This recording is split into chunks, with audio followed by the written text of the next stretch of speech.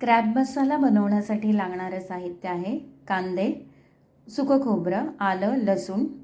हे सर्व साहित्य तेलावर भाजून त्याचं वाटण करून घ्यायचं आहे. कोथिंबीर, पुदिना, आलं, लसूण याचं हिरवं वाटण तयार करून घेऊ.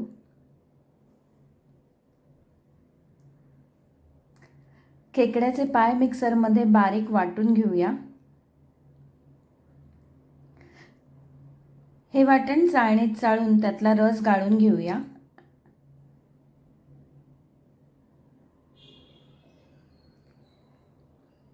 व्यवस्थित गाळून घ्यायचे.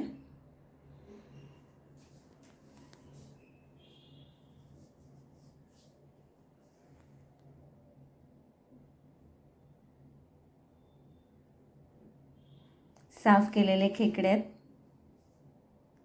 आता तेलामध्ये हळद, तिखट, गरम मसाला, थोडं मीठ घेऊन त्यात खेकडे घालून तेलावर व्यवस्थित परतून घेऊया.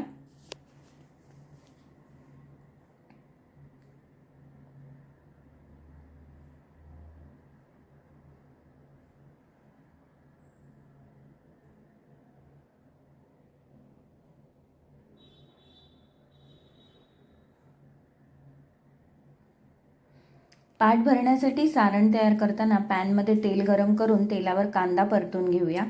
कांदा मऊ झाला की त्यामध्ये हळद, तिखट, गरम मसाला,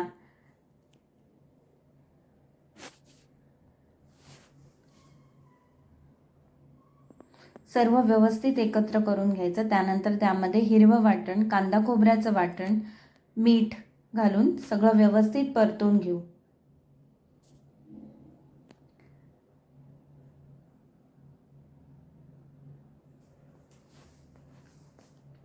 आता यामध्ये वाटून घेतलेला खेकड्याच्या पायांचा रस घालून पुन्हा एकदा व्यवस्थित मिश्रण एकजीव करून घेऊया.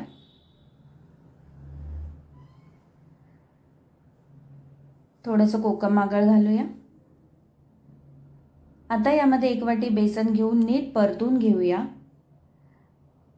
त्यानंतर झाकण ठेवून एक वाफ काढूया.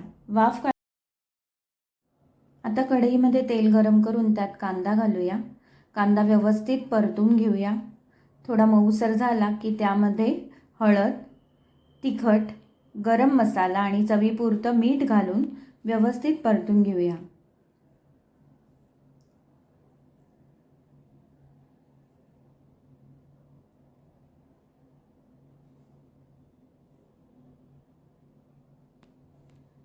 आता यामध्ये कांदा खोबऱ्याचं वाटण घालून व्यवस्थित फिरवून घेऊया.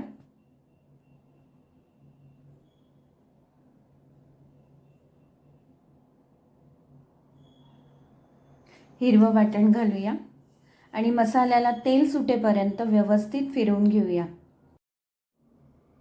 खेकडे तेलामध्ये नीट परतवून त्यात वाटलेला रस घालून व्यवस्थित मिक्स करून एकत्र शिजवून घेऊया.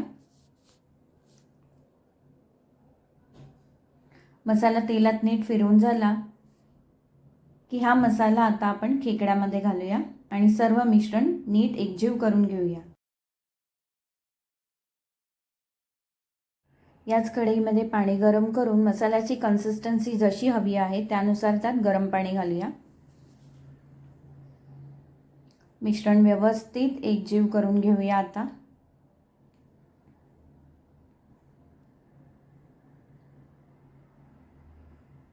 खेकड्याच्या पाठीमध्ये तयार केलेलं सारण भरून खेकड्याच्या मसाल्यात घालूया.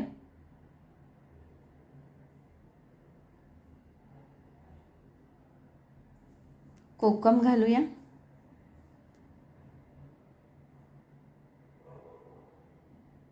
झाकणावर पाणी ठेवून 10 मिनिटं वाफवून घेऊया. 10 मिनिटं झाली आहे. आपला खेकडा मसाला तयार आहे. गरम गरम भाकरी किंवा भातासोबत तयार आहे क्रॅब मसाला.